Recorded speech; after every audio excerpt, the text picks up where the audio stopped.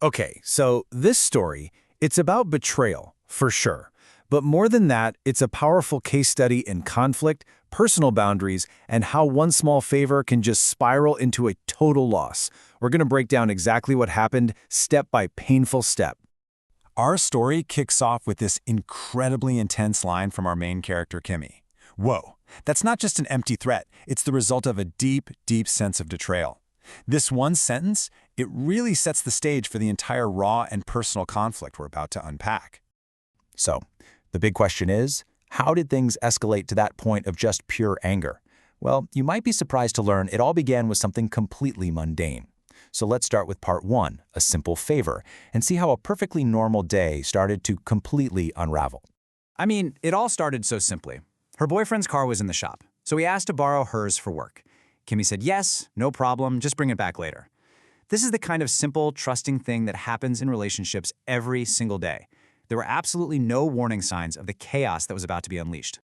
And this is where everything changes. In our second section, we get to the collision. And let's be clear, this wasn't an accident. It was a crisis triggered by an unexpected phone call and what the source describes as a deliberate attack. Okay, so picture this. It's almost midnight and you get this call. It's your boyfriend telling you your car had to be towed because, in his words, his ex did something wild.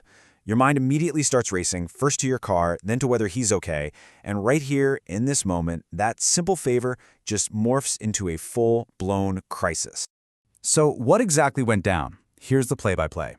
He's on his work break, just sitting there in Kimmy's car. His ex shows up at his job, apparently furious that he couldn't see their daughter. She sees him, and then deliberately rams her car into the one he's in. To make matters even worse, she flees the scene before the police arrive, leaving him to handle the entire mess. You know, the wrecked car? That was just the trigger. The real damage happened next, in part 3, the explosive argument. This fight goes so far beyond a car. It's a clash over what justice should even look like. And here we see the two sides of the divide. His solution is practical. Just let his insurance handle it. But for Kimmy, that's not even close to being enough. For her, this is about principle. It's about accountability. She is adamant that the person who did the damage has to be the one to pay for it. And this single disagreement becomes the fault line that just cracks their entire relationship wide open. And then the argument hits its absolute boiling point. Kimmy lays it all on the line with this statement. It's no longer about insurance or repairs. This is a direct, personal ultimatum. She is going to handle this herself today. These are the final words that shatter everything. He tries to de-escalate, saying, I can't let you do that. But in her ears, that sounds like he's protecting his ex, that he's choosing the person who destroyed her property over her. And for Kimmy, that's the ultimate betrayal, the absolute breaking point. So, what was the final outcome of all this? Well, that brings us to part 4, the total loss. Here we see the ultimate price paid, not just for the collision, but for the argument that followed. The final consequence is captured by a single number, 2. From one single incident came 2 total losses. It's a simple number, but it's incredibly powerful. So what exactly was lost? And this quote says it all. The first loss was his job, a direct result of his ex creating chaos at his workplace. And the second, more personal loss, Kimmy herself. In one sentence, we see the total collapse of his professional and his personal life.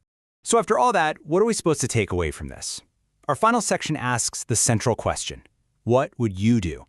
Let's move beyond the drama and look at the core principle that drove Kimmy's decisions. This really is the foundation of Kimmy's entire perspective. This was never just about a car. It's about a non-negotiable principle. You protect what you work hard for, and you don't let reckless behavior go unchallenged. For her, just taking an insurance payout would be the same as telling his ex that what she did was okay.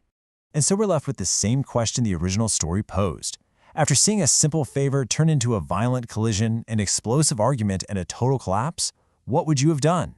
Where do you draw the line between a practical solution and personal justice? There really is no easy answer.